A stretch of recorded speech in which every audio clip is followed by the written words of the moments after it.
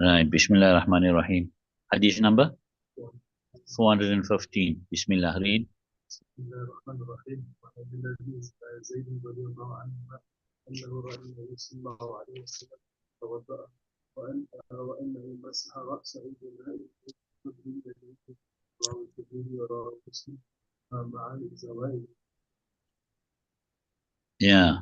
Abdullah ibn Zayd radiallahu anhu, so Nabi Akram making wuzu, and then he made masa of his head with water which is not the surplus of his hands. Thus, Imam Tirmidhi narrated it, and Imam Muslim also narrated this hadith with extras. In others, Imam Muslim narrated the hadith with all the other lums also. Right? So when it comes to in the Hanafi kitab, you see there, a person washed his hands, and then if there's any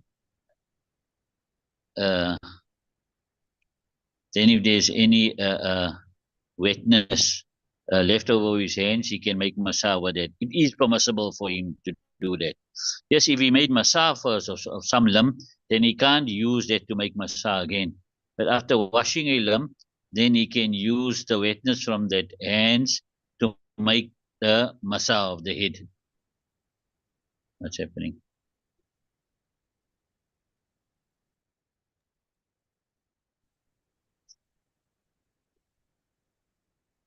Huh? Is it right? Okay. So, because when you wash, okay,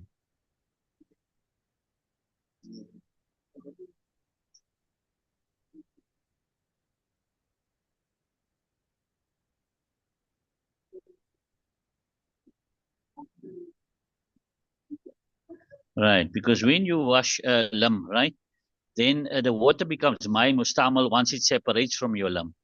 And as long as it's still on your lamb, then it's still, it's not yet mai mustamal. But when you make masa, the moment you use, then it becomes mai mustamal already. You understand it? So, therefore, Hanaf say that you can use the leftover water on the hands to make the masa of the head. However, the others say no. And this hadith also shows that you use the water which is not the leftover of his hands. And you use new water for masa. So nevertheless, it is still better to use new water for masa of the head, right? Read. وعن ابي امامه رضي الله عنه ذكر وضوء رسول الله صلى الله عليه وسلم قال كان يمسح الناقين قال الاذنان على الراس وهو ابن ماجه وابو داود والترمذي وذكر قال حماد لا ادري الاذنان مع الراس من الرأس. من الراس من قول ابي امامه اني من قول right, from Abu Umayma originally mentioned the wuzu of Rasulullah, and he said that Nabi Akram used to wipe the inside of his eyes. And he also said the 2 ears is from the head, right? And Ibn Majah narrates and Abu Dawud narrates Hadith and Tirmizi. And they both mentioned, right? That Hamad says, I don't know, is Uzunan min al-Ra's from the call of Abu Umama, or is it from the call of Nabi Kareem sallallahu alaihi wasallam, right? So it's mustahab also now when you wash the face too. Just wash the inside of your ears, of your eyes, inside. Not for us to wash there. But if you wash it, you take all the dirt out there, right? And then al-udunani min al-ra's, right? You can learn 2 hukams from there, right? One is that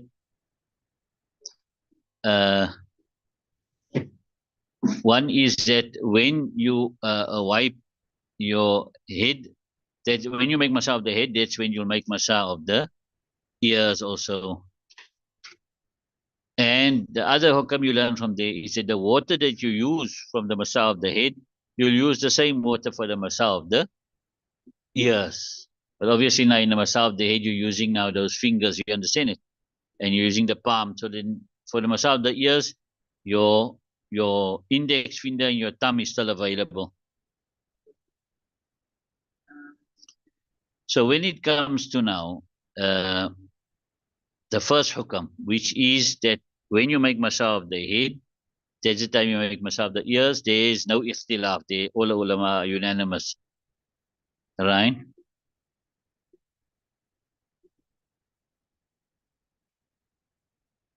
And then Imam Malik, Imam Abu Hanifa, Imam Malik, and Imam Ahmad rahmatullah alayhi, they say that for you can use the same water of the masa of the head, you use it for masa of the ears. You don't have to take new water. Only Imam Shafi rahmatullah says you should use new water for masa of the ears. You got that now? All right, Reem.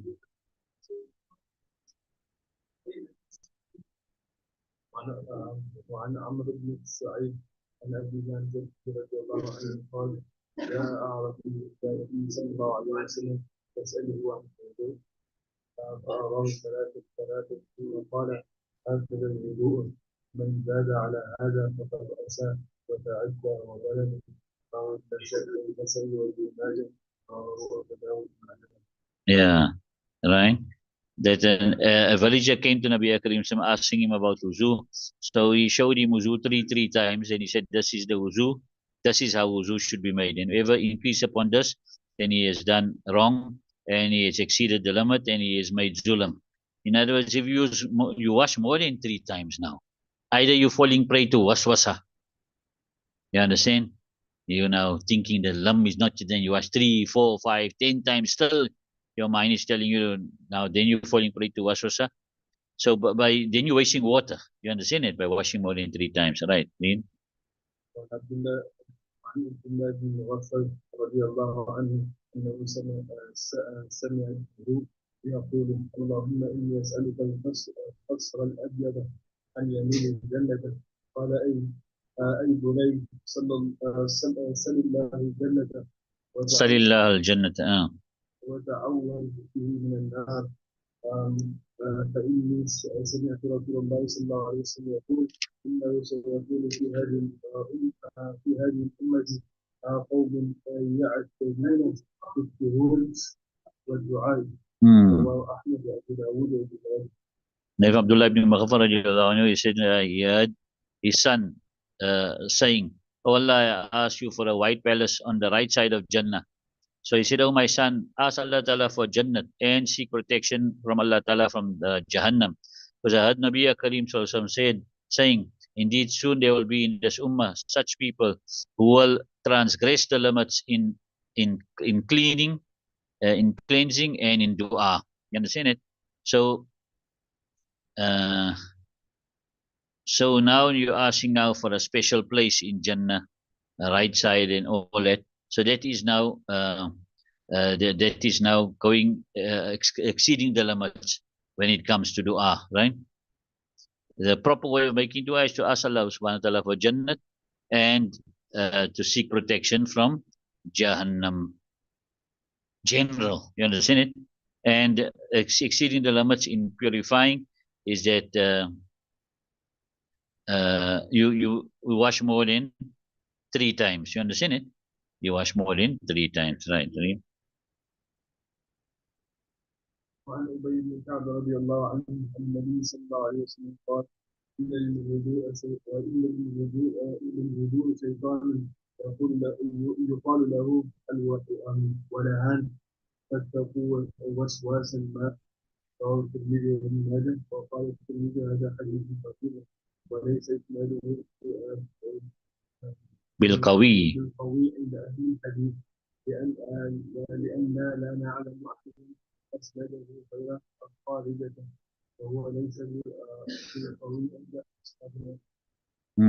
From Ibn Kabir and from Nabi Karim Sallallahu he said, indeed for wuzu there is a shaitan who is called walahan.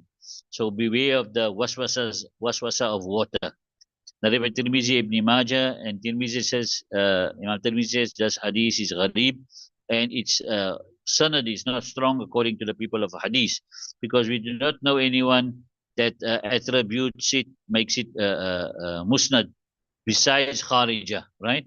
And he is not a strong narrator according to the our ashab, in other words, the scholars of hadith, right? The muhaddizin. Walahan means that the akal is lost and becomes confused. And I give this name to the shaitan because he puts that whispers into a person's mind and tells him that you didn't wash properly. So he carries on washing, and that's how he wastes water. You understand it? So what should be done is just take this wasp, just wash the rice and take all that wasps out. That's why they give you that 3 times. So you wash the time. After you wash 3 times, take all wasps out and carry on. عن معاذ بن جبل رضي الله عنه قال رأيت رسول الله صلى الله عليه وسلم إذا توضأ مسح وجهه بطرف ثوبه رواه الترمذي. Then from Muaz ibn Jabal, he said, I saw Nabi Akram Sam, when you make wuzu, he wipe his face with the side of his cloth, of his clothes, right? Right. So, Imam Zailai has mentioned in the Sharh of Kanz that it's permissible to use a towel, right, after making wuzu. Some Hanafi kitabs got it there that if you use the towel and your usage of the towel is in the way of pride and haughtiness, then it's makruh. And if not, then it's permissible, then it's not makruh. Imam Shafi'i rahmatullah says,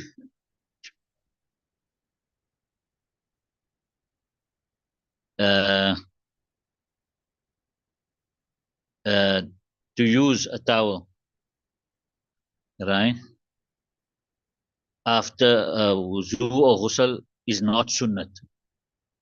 What he says? It's not sunnat. Right, read. عائشة رضي الله عنها قال كان رسول الله صلى الله عليه وسلم كلفة يمسح بها أعضاءه بعد الوضوء رواه الترمذي وقال هذا حديث قال وأن معاذ الراوي ضعيف.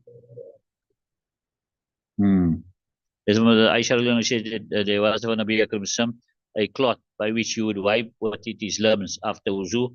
That by Tirmizi, and he said this hadith is not strong. And Abu Muaz, the narrator, is da'if according to the people of hadith.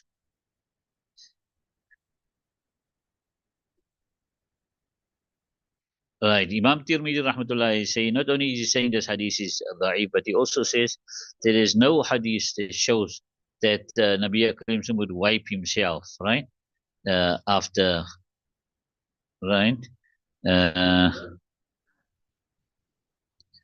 However, there were some Sahaba Ikram and Tabi'een, they would wipe themselves, right? So they gave permission for this. So although it's not established from any action or call of Nabi Karim Sallallahu, rather it's established from the calls of the Sahaba, and it's quite clear that they would also have taken their cue from Nabi Karim Sallallahu. Leave it till the next kitab.